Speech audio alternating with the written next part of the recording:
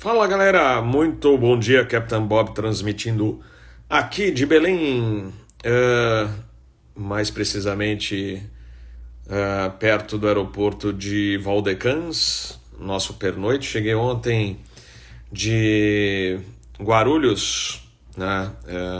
Na realidade fizemos um bate e volta a Montes Claros e depois viemos direto para Guarulhos, de Guarulhos para Belém, no A321. Eu queria pedir desculpas, que inclusive tem muita gente perguntando: poxa, Robert, cadê as lives do YouTube?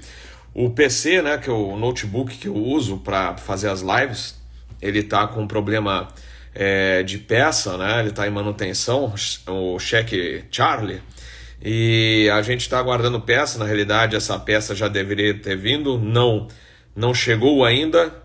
Aí já cobrei o mestre de TI, que é o Igor Carneiro. Falei: Igor, cadê a peça? Né? Porque senão as lives ficam complicadas. Eu trouxe até um velho notebook para cá para tentar fazer uma live, mas não tá dando, não deu conta. Então a gente hoje está fazendo essa live via Instagram, não é o nosso normal, a gente sempre faz via YouTube, né? E então estava devendo esse bate-papo do Fly Safe, né, que seria de segurança de voo. E aí eu vou, deixa eu ver aqui se o Soares já está, porque o Soares vai participar também. Professor, olha, já chegou.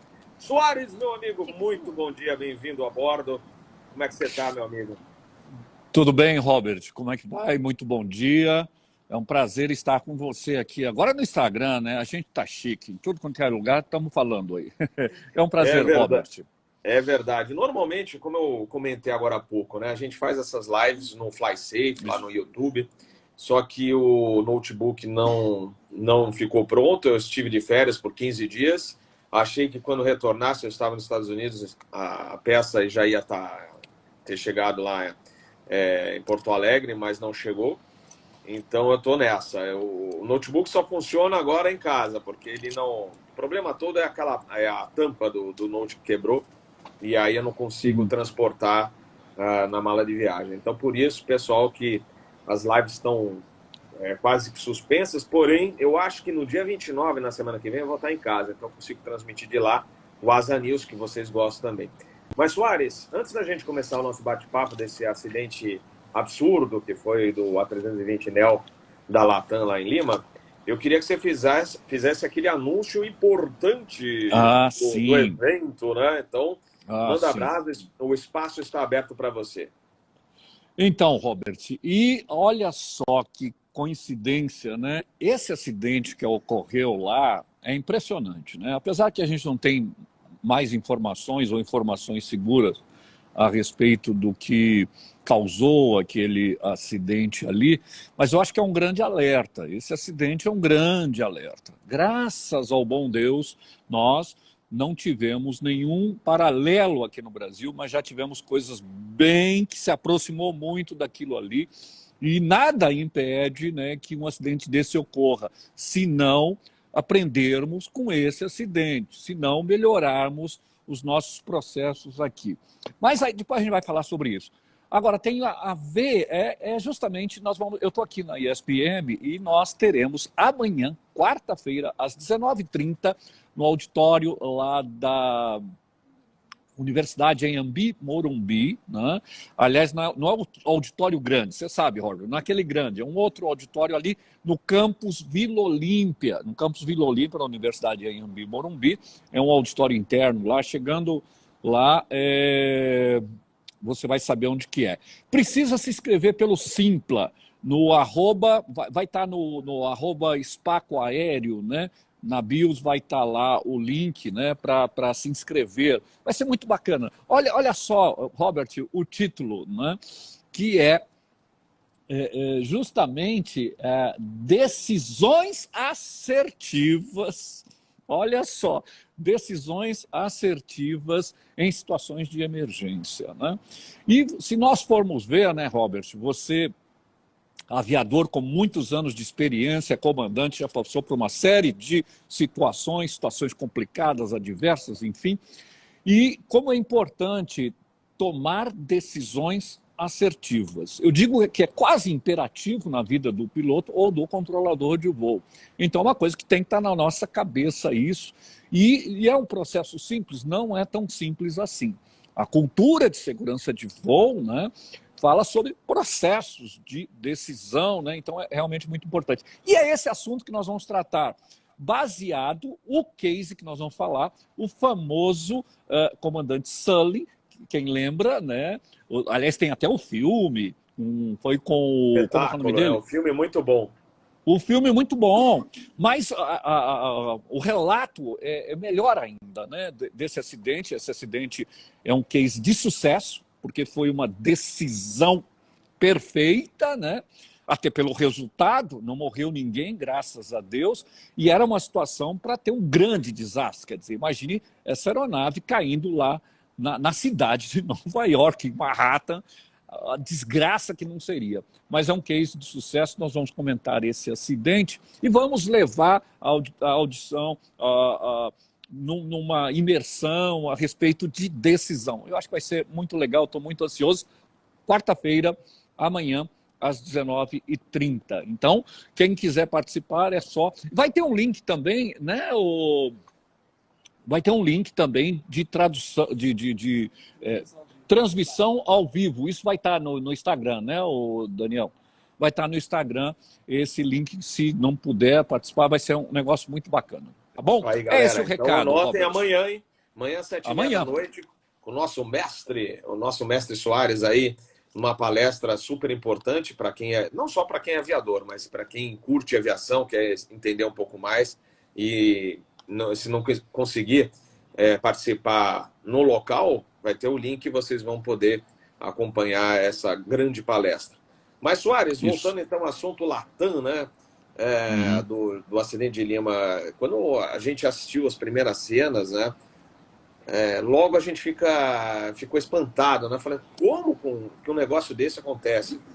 Resumidamente, pessoal, para quem não é da aviação, o pessoal da aviação até já conhece, mas existe um contato da torre de controle com os veículos de solo que se movimentam em áreas críticas, como a pista, mesmo o pátio. Se você vai cruzar o pátio, não é simples, vou cruzar e seja o que Deus quiser. Não, existe um contato sempre. Não só Guarulhos, por exemplo, você tem um contato com a torre e tem o contato pessoal de pátios também. Então, por exemplo, um balizador vai mexer, vai preparar o finger para chegar de avião.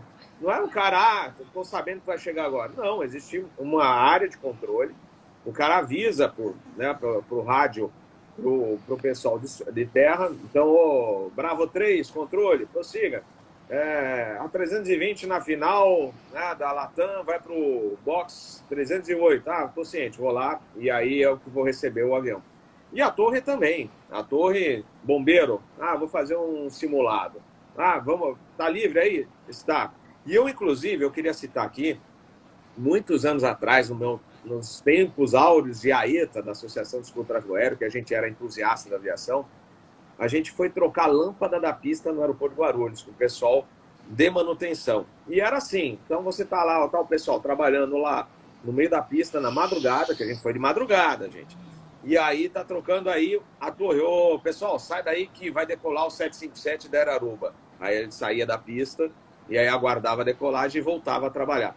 Então, tudo coordenado. E esse simulado de bombeiros é normal, gente. O pessoal faz simulado normal, você vê direto, né? Tem que fazer, né? Tem que fazer, tem que treinar, né? Inclusive, onde é que eu vi? Recentemente, alguém avisou, não sei onde eu vi, se foi vídeo ou só eu estava agora nos Estados Unidos, ou se... eu estava no show aéreo em Atlanta, e aí o próprio locutor do evento falou assim, olha, pessoal, os bombeiros vão entrar para fazer um simulado, mas não é nada, então não achem que é alguma emergência, é que eles vão fazer o simulado deles, a preparação, e depois eles vão sair da pista. Então foi feito esse anúncio. Então é um absurdo o que aconteceu em Lima. Eu vou deixar agora para o Soares, né? O Soares, além de um mestre excelente de regulamentos, controle de tráfego aéreo, ele foi controlador de voo por anos, né? E ele pode dizer como é que funciona isso direitinho e passar para vocês. Esse é um chamado de runway incursion, né? Um caso de runway incursion, né? Uma invasão de pista né? Não precisa ser só um veículo, pode ser outra aeronave, como a gente lembra do acidente de Tenerife, pode ser até um animal. A gente já teve um caso em Guarulhos, não faz muito tempo, de um animal de razoável porte que entrou na pista e pegou, foi atropelado por um avião da Latam, da decolagem para João Pessoa, e o avião voltou em emergência, né? Deu problema no trem de pouso e ele precisou retornar. Então, é um caso de runway incursion. Pessoas também, é um caso de runway incursion. Então, um assunto importante. E eu vou deixar agora para o Soares falar um pouquinho mais para vocês. Soares? Aliás, né, Robert, essa questão de runway incursion é uma preocupação do CENIPA, né? Tem várias coisas, tem vários relatórios, e é uma preocupação. Então, existem programas que têm cuidar com essa questão de runway incursion. E isso é muito comum, não só em aeroportos brasileiros, mas pelo mundo afora acontece isso. Eu me lembro, você falou de pessoas, né? Fala, como pessoa entra na pista? Pois é, pessoas que não estão ligadas, quer dizer, que não são de manutenção ou não está em coordenação. Eu me lembro um episódio que aconteceu muitos anos atrás, em Sorocaba, quando era a área aberta, o sítio aeroportuário era aberto, e as pessoas cruzavam a pista, era um caminho de passagem. Até que um dia, o que aconteceu? Um atropelamento. Lógico, o avião decolando atropelou uma pessoa, uma coisa terrível. Quer dizer, realmente lamentável isso. Mas é lógico que existe uma questão de responsabilidade da administração do aeroporto, manter o sítio fechado, etc. Mas, lamentavelmente, né, pessoas desrespeitam isso, muitas vezes até fura a cerca. A gente sabe de coisas desse gênero aí. Mas vamos voltar lá à questão do acidente que ocorreu em Lima. Aquela situação e levantamentos iniciais aí, parece que os bombeiros estavam em treinamento, né? E é muito interessante que uma coisa é certa, houve um problema de coordenação sério, sério. Alguém de maneira séria ali, um erro de coordenação terrível que ocasionou este acidente, né? Já vi algumas coisas falando que o bombeiro entrou sem estar autorizado, não obedeceu a coordenação, outros que a torre de controle não havia dado a autorização correta, que deu autorização para ir até uns certos cones, e aí, enfim, o cruzamento de pista. Uma coisa que é essencial na aviação, o cruzamento de pista, o ingresso na pista, isto é de extrema importância. Qualquer autorização que envolva ingressar na pista ou entrar na pista, isso é muito importante. Tem que haver absoluta certeza de alguém que recebeu essa autorização, inclusive na fraseologia, tem que ser cotejado. O ingresso na pista tem que ser cotejado, o cruzamento da pista tem que ser cotejado. Seja uma aeronave, seja uma viatura, certo? Isso precisa, essa é uma autorização extremamente importante. Por quê? Porque justamente na pista está acontecendo as operações de pouso e decolagem. É muito interessante, eu queria até destacar, Robert, se você me permite, o caso de Guarulhos. Em Guarulhos, existe aquelas barras de paradas, né? Eu acho que talvez nem todos aqui, talvez nem todos sejam da aviação. Existem umas luzes vermelhas quando a aeronave pousa, vai cruzar a outra pista. Existe uma barra, uma linha de luz vermelha que fica acesa, justamente para que o piloto não cruze a pista de imediato, né, e tal. E aí, na regra de tráfego aéreo, tem até um negócio muito interessante. O controlador tem um controle dessa luz ali. O controlador de tráfego ele tem um controle daquela luz ali. Então, e outra, tem um acionamento daquela luz que ele é automático. Quer dizer, se tudo dá errado, a luz está vermelha. Quer dizer, então vai estar vermelha a luz normalmente. Para ele liberar, ele aciona, aí libera e aquela luz se apaga e o piloto que vai fazer o cruzamento está autorizado. É muito interessante. que a regra de tráfego aéreo diz: se a luz se apagou, o piloto está automaticamente autorizado. Você é piloto, sabe muito bem disso. O que acontece? O cara livrou lá, pousou, livrou pela taxiway e tal. Pum! O controlador libera, apagando a luz vermelha, quer dizer que eu estou autorizado. Comum aqui o piloto ainda falar: ô Torre, ó, estamos certo, quer dizer, alertando, está autorizado. Okay, olha lá, né? hein? Olha. Ou então ele fala, confirme, está autorizado o cruzamento, quer dizer, é uma redundância? Mas isso é ruim? Eu diria até que não.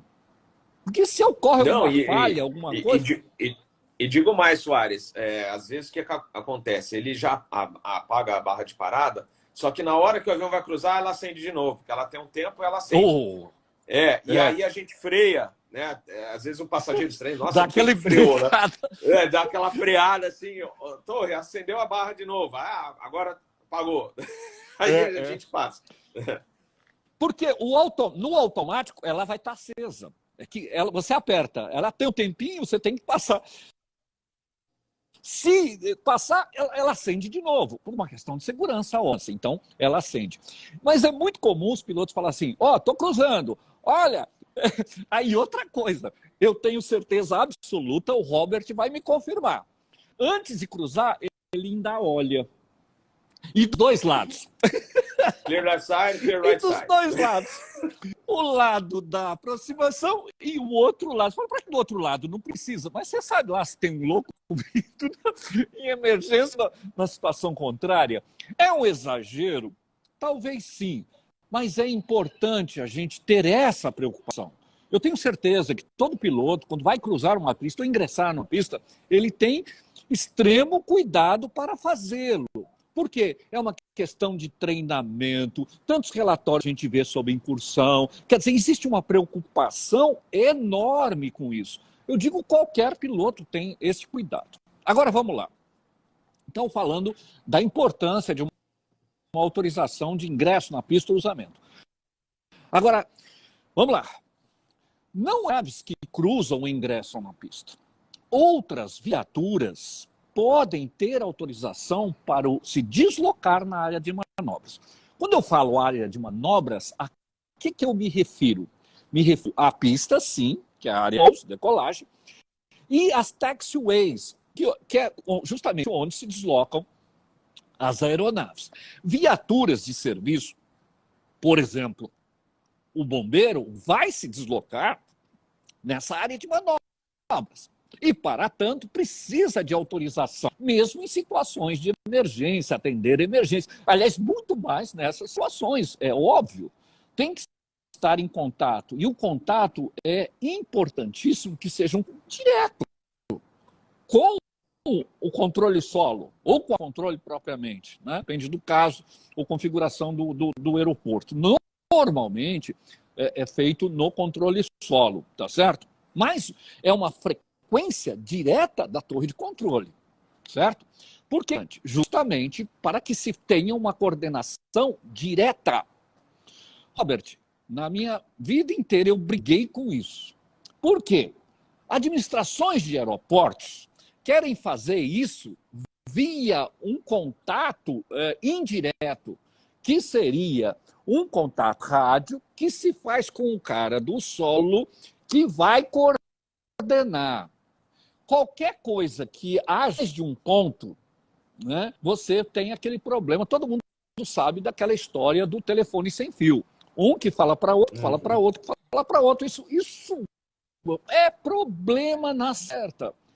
O que o Soares estava falando é que você vê nos vídeos de Lima, e eu queria ressaltar aqui, a gente não está querendo dizer de quem foi a culpa ou não. A gente está mencionando como é que funciona nos aeroportos, né, do mundo inteiro, aqui mesmo no Brasil, que existe essa coordenação com os veículos de solo, inclusive em alguns aeroportos do exterior, eles já estão usando o sistema, se me falha a memória, do próprio ADS-B, os veículos também já têm. Então, é um sistema que você vê com exatidão, né, onde é que está, onde tem cada veículo de solo ou de manutenção ou um ônibus, seja lá o que for, que circula. Se não me falha a memória, acho que o aeroporto de Amsterdã trabalha bem com isso. E aí você tem a localização exata dos veículos. Não estamos, é como eu falei, a gente não pode colocar a culpa em ninguém. Isso aí, quem vai fazer a investigação, né, quem está encarregado, né, da investigação desse acidente. Mas, logicamente, o que a gente quer dizer aqui é que existiu uma falha de comunicação. Você não pode ter bombeiros fazendo um simulado de emergência, entrando numa pista com o avião decolando. Então, não vamos ter culpados agora, porque a gente não está aqui para isso, mas que certamente houve algum problema de comunicação, houve, né? Então, me perguntaram também, mas o cara entrou na pista sem ver o avião. Que eu não lembro em Lima, pessoal, mas ontem mesmo a gente observou isso, acho que foi em Montes Claros. Nenhuma pista é retinha. É muito difícil encontrar uma pista que seja nivelada assim perfeitamente. Então, existem certas irregularidades. E dependendo da hora, calor, tal, aquela situação de evaporação com uma pista que você tem uma irregularidade. Vai lembrar Congonhas, né? Congonhas é morro abaixo, da 35 para a cabeceira 17. E você, além disso, você tem uma parte da 35 que ela sobe e aí depois ela desce, né? Você olhando assim de longe, você não percebe, mas existe isso. Tanto que quando a gente pousa, né, na 35, você chega e fala assim, pô, se passar aquela parte do... A gente fala, entre aspas, tá? Do calombo, não tem um calombo na pista, mas a gente sabe que lá, naquele ponto, ela para de andar, de estar nivelada num sentido e ela começa a descer mesmo. Então, aí eu falo assim, aí depois fica mais chato de você pousar. Então, por isso que pode ser que o bombeiro não viu mesmo o avião vindo. De longe, dependendo do ponto que entrou, quando percebeu, tanto que você vê que o bombeiro faz uma super manobra, aquele carro é pesado, né? Então, ele faz uma manobra grande para tentar recuar e sair da área, mas não dá tempo. Infelizmente, não houve tempo.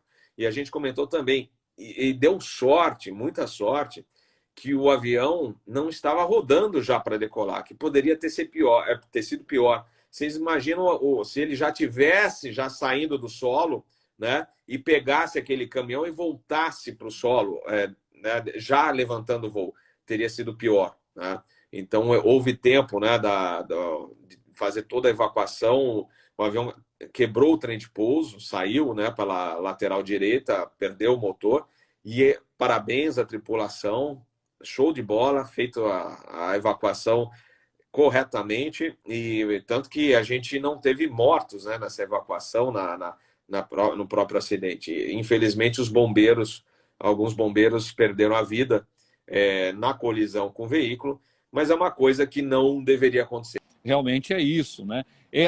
Esse nivelamento da pista é no projeto, não existe pista absolutamente reta, né? Não existe isso em lugar nenhum do mundo. Acho que as pessoas devem já ter assistido, né, quem não é da aviação, aqueles filmes que o avião sai do chão, né? Ele sai de dentro do chão e tal, justamente por essa inclinação que tem nas pistas. Bom, eu estava ouvindo seus comentários, Robert, então, com relação a esse negócio do slope que você tem nas pistas. É possível até que o bombeiro talvez tenha olhado para um lado, para o outro e efetuar o cruzamento. Mas, sem dúvida, se ele decidiu atravessar, é porque ele devia ter em mente que estava autorizado. Por quê? Porque foi autorizado? Não se sabe, a gente não tem só o relatório desse acidente é que vai dizer, então nós não podemos afirmar. Mas como você bem disse, houve sim uma falha de comunicação. Agora vamos lá, vamos procurar analisar por que houve essa falha de comunicações. E o que nós estamos falando aqui não é falha de comunicações porque a comunicação não foi estabelecida. Houve a falha em função de não ter sido compreendida a informação. Então, o que acontece? A comunicação não se completa, não necessariamente por falha do equipamento. a comunicação não se completa porque ela foi inadequada, ela pode ter sido inadequada, pode ter sido até uma comunicação correta por parte da torre de controle, talvez, mas ela não foi interpretada corretamente. E eu queria, Robert, chamar a atenção por uma questão muito importante e muitas vezes desprezada quando nós estamos estabelecendo comunicação ali no solo ou em voo, não importa. Quando nós estamos em piloto e controlador de voo, ou entre controlador de voo e essas viaturas na área de manobras, que é uma questão extremamente importante que a gente vai falar sobre decisões assertivas, inclusive amanhã, que é um componente no ambiente aeronáutico, especialmente quando você tem uma situação complexa ou inédita. O que acontece? Há um afã, né? E ali era um treinamento. Esse treinamento era para quê? Era justamente para ver o tempo de resposta dos agentes ali, bombeiro e tal, etc. Então, eles sabiam disso, o treinamento era para isso, tanto é que você vê um deslocamento bem rápido deles ali. Isso cria uma certa ansiedade, no sentido de cumprir uma meta. Não, olha, nós conseguimos atingir, superamos a meta de tempo de resposta.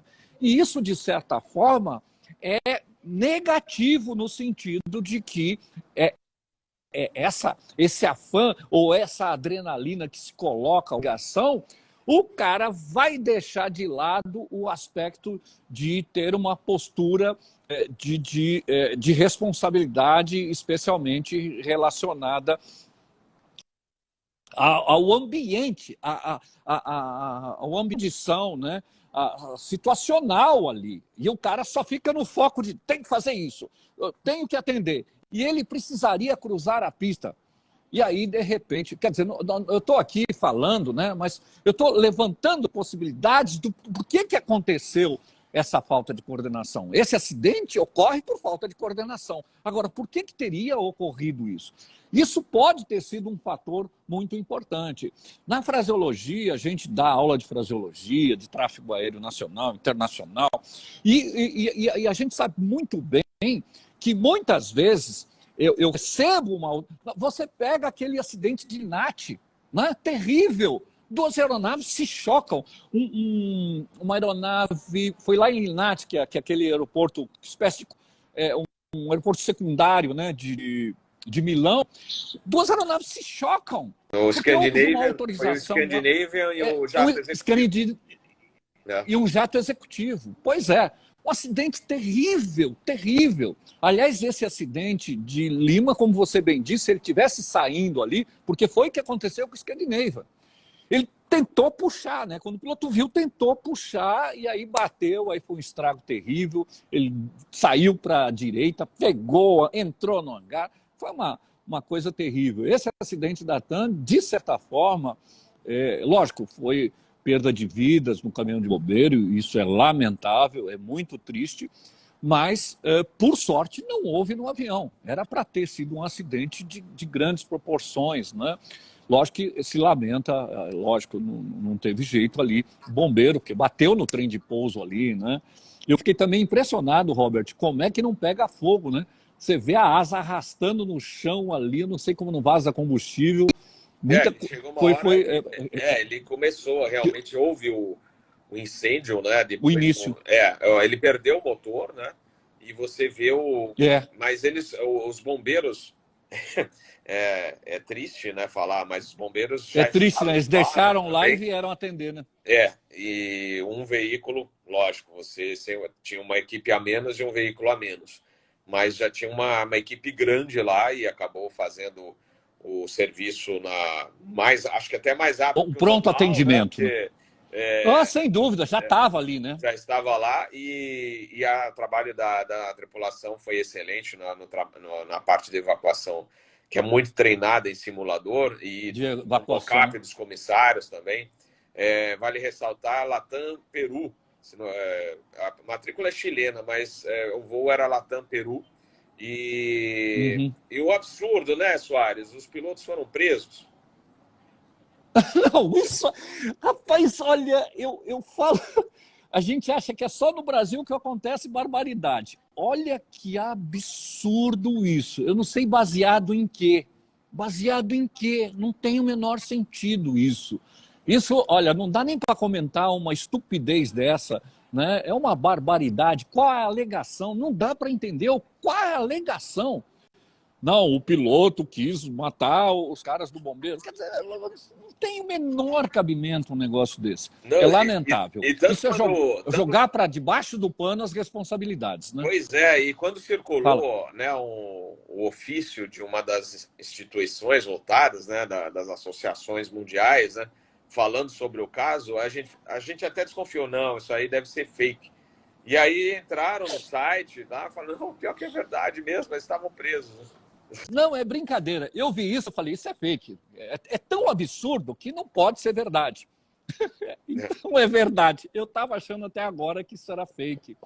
Não, é brincadeira. É absurdo demais. Para você ver o despreparo de muitas autoridades tratar isso dessa forma, com essa leviandade. Enquanto, então aí a gente fica pensando, bom, então como é que se trata? Eu tive em Lima, na verdade, há alguns meses agora, eu tive lá no aeroporto de Cusco, né, que eu fui em Cusco para ver lá Machu Picchu e tal, né? Rapaz, complicado. É complicado. Eu tive com controladores lá e tal, pessoal bastante assim, vibrador e tal, né? Mas, sem dúvida, é uma estrutura bem menor do que o Brasil, em termos de tráfego, em termos...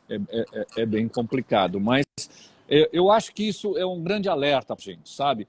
Então, olha, eu estava falando aí sobre a questão do afã, né, de querer cumprir a meta ali e esquecer do básico. Agora, como é que a gente consegue ter equilíbrio numa situação complexa e numa situação inédita? Aí você fala, não, mas é inédito um treinamento? Não sei, de repente, para aquelas equipes ali era inédito. E mesmo assim tem essa situação de que se coloca uma pressão, né, no treinamento, e aí, se falta essa maturidade ou se falta treinamento, as coisas se complicam, né, por falta de inexperiência. Eu vou contar um caso aqui.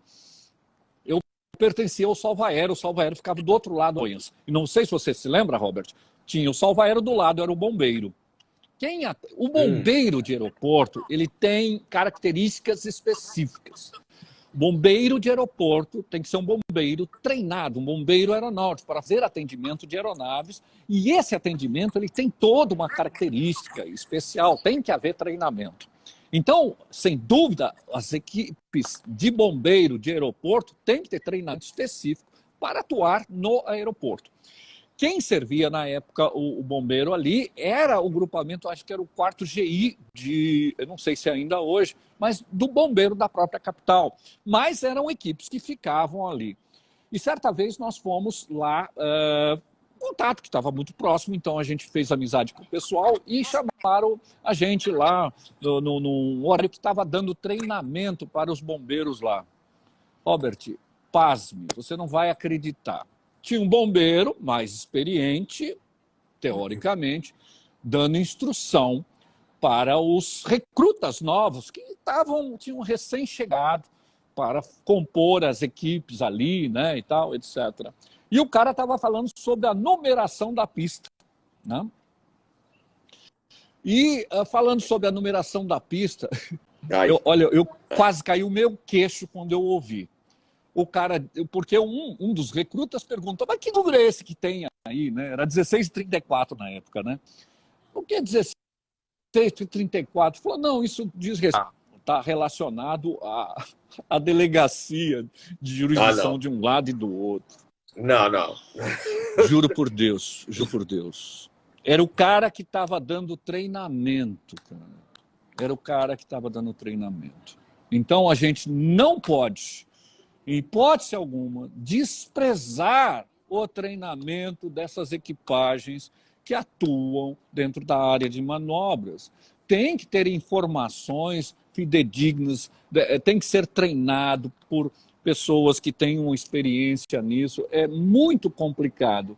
E o que pode acontecer? Isso que aconteceu aí, né? Lamentável. 4 vidas ceifadas, né?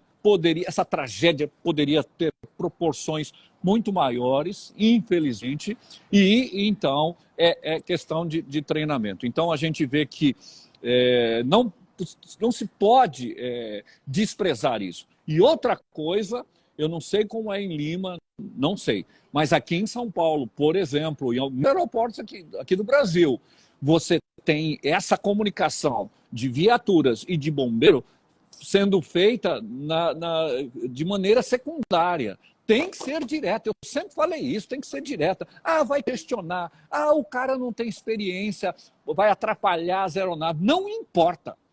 Tem que dar treinamento para o cara, então, usar a fraseologia correta. Não é? Tem que ser dado treinamento, Deus do céu, pelo amor de Deus.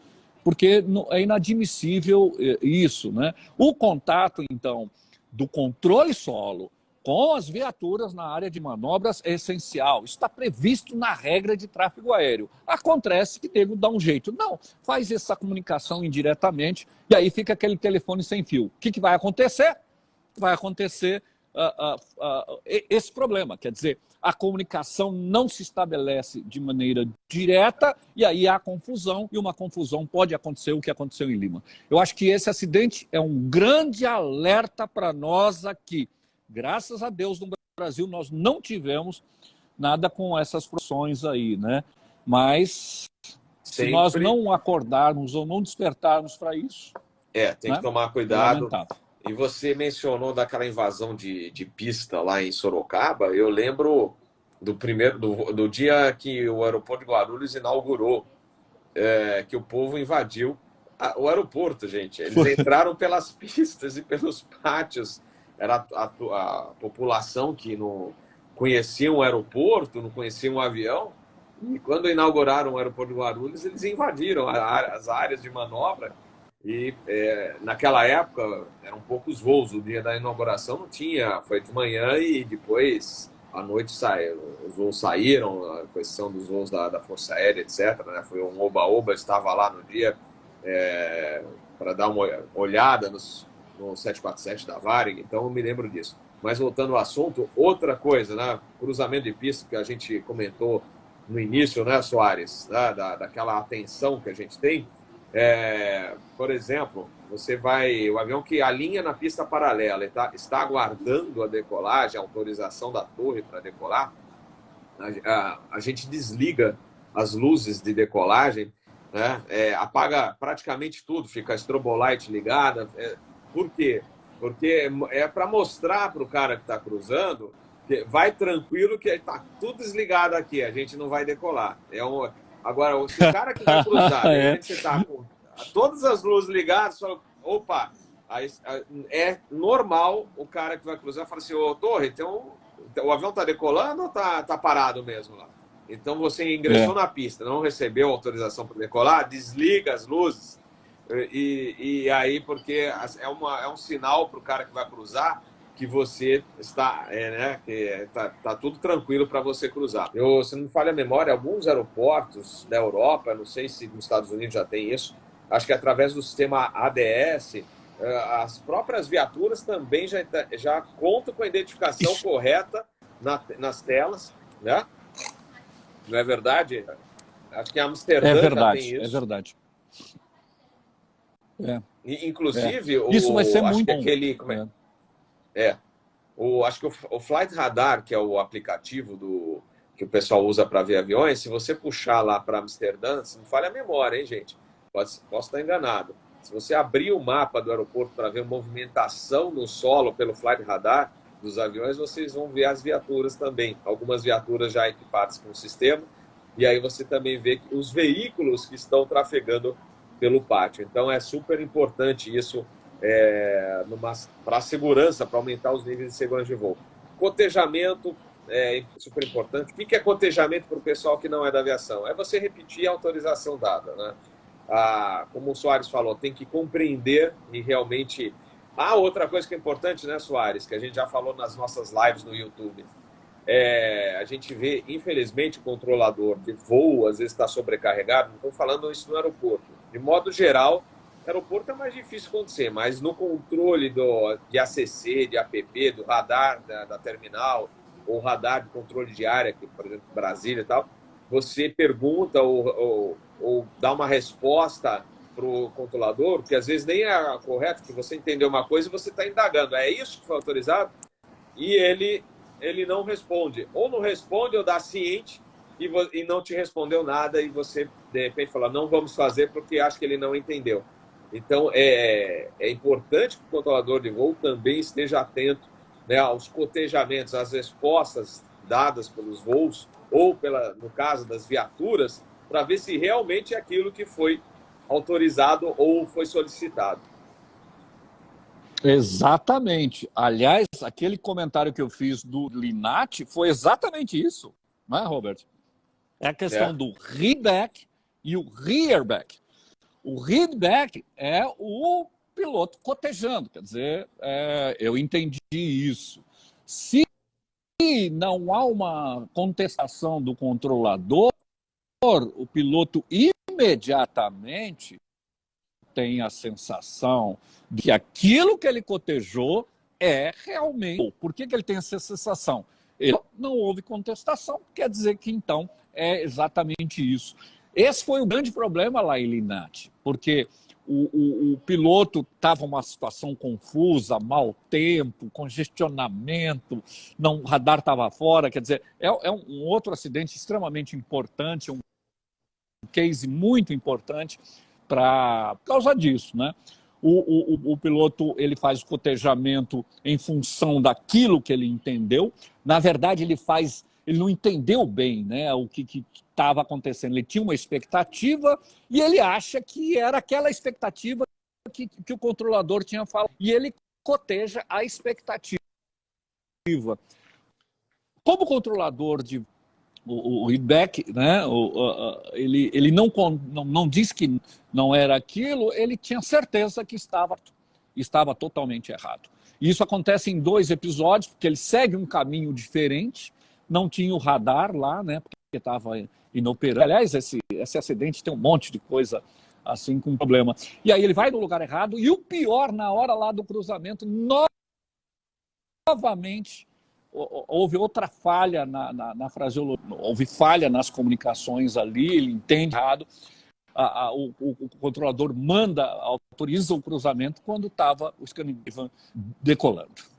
E aí acontece esse trágico acidente. Então, a gente não pode desprezar essa questão de fraseologia, de comunicação, de treinamento. É lógico que precisa haver treinamento do bombeiro, de todas as viaturas, tem que estar esse pessoal que se desloca na área de manobras, esse contato tem que ser direto e tem que haver um treinamento adequado para evitar tragédias desse gênero, né? De Lima, fica aí a grande lição. Poderia ser muito pior ainda, apesar, evidentemente, das 4 mortes que houve dos bombeiros. Mas no avião poderia ter morrido muita gente, né? É isso aí, Soares. Não é Soares, isso, só para a gente encerrar, eu sei que não tem nada a ver com o acidente de Lima, mas não, só fazer um comentário. Surgiu na internet, parece que é verdade isso, tanto que o vídeo mostra. Só comentar sobre outro acidente, que é aquele acidente de Dallas, né? Do Cobra, né? Do P-63, né? Que atingiu o B-17, né? A Fortaleza voadora. Rapaz, aquilo eu vi. Você viu o que pode ter causado? Eu não sei se o pessoal que está assistindo viu o vídeo já, mas parece que foi uma colisão com um pássaro, né? Do avião que fez a colisão com o B-17. Houve a colisão com um pássaro, ele perdeu potência e atingiu a B-17. Então, eu não tinha visto isso aí.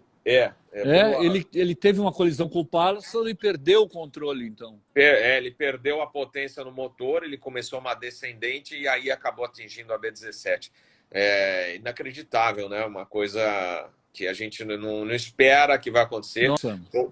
Como falaram num grupo aí de WhatsApp, falaram assim, é a tal da... Chegou a hora, vocês vão ter que ir e vai ter que ser desse jeito, né? É um absurdo, mas é inacreditável Não, doido. um negócio desse, né? Mas, não, pessoal, inacreditável. Eu acho que... Fala, Soares.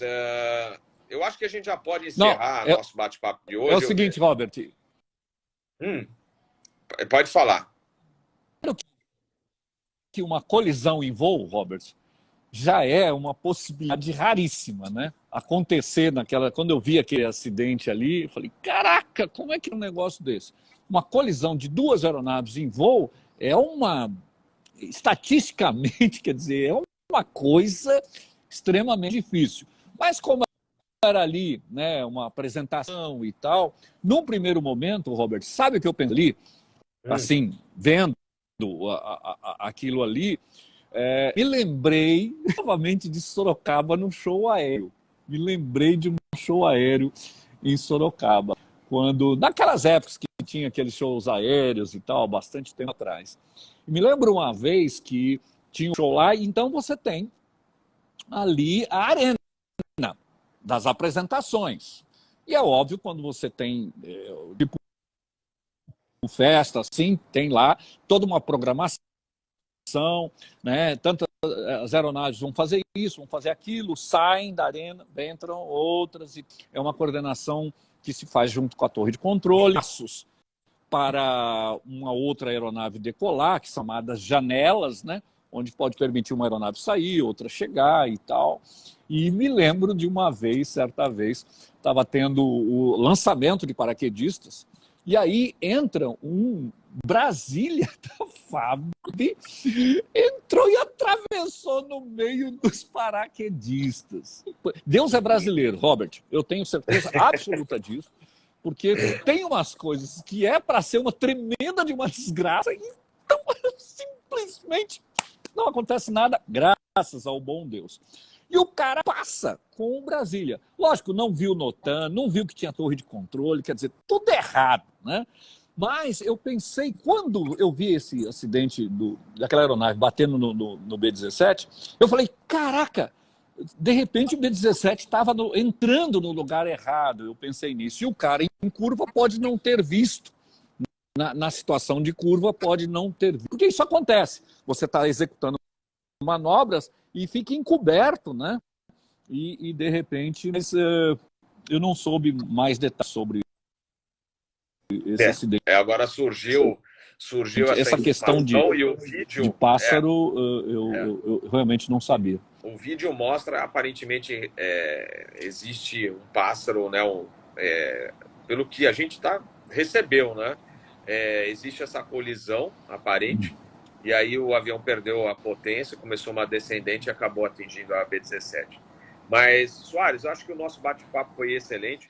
Como eu falei no início, para quem está chegando agora, o meu Note, que eu faço as lives, que eu trago para o voo, está inoperante. Na realidade, ele opera, só que a tampa dele está quebrada, né, onde fica o monitor. Eu não consigo fechar o Note, porque senão ele vai para o saco. Então, ele está em casa, só para a live que eu faço lá de casa. Porque aí eu consigo fazer, mas para trazer para o voo não consigo. E eu estava de férias, voltei agora, né? A semana passada, tive uma folga só no domingo, então não consegui fazer live. Então provavelmente eu vou fazer uma live no dia 29, semana que vem, que é a do Asa News à noite. E se a peça chegar, aí fica com a responsabilidade do Igor Carneiro, que está sendo o assessor para assuntos de TI e computador, e aí ele vai trocar essa tampa e eu vou conseguir trazer de novo o notebook dos voos para fazer as lives com vocês. Para quem mandou perguntas aqui, eu peço, por gentileza, para mandar depois nos comentários da live, que vai ficar disponível aqui no Instagram do canal.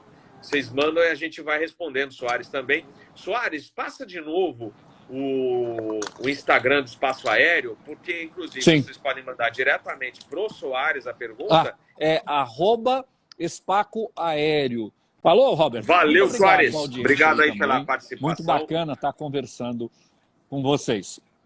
Valeu, Soares. Brigadão. Valeu. Forte abraço aí. Boa palestra amanhã. Se der, eu vou assistir pelo YouTube, né? A transmissão, porque eu estarei inativo, né, em Rio Branco. E aí eu consigo acompanhar a noite lá com vocês e mandar um abraço. Mês que vem, né? A gente está no final do mês. Eu vou voar, então, como eu falei. Hoje eu estou em Belém.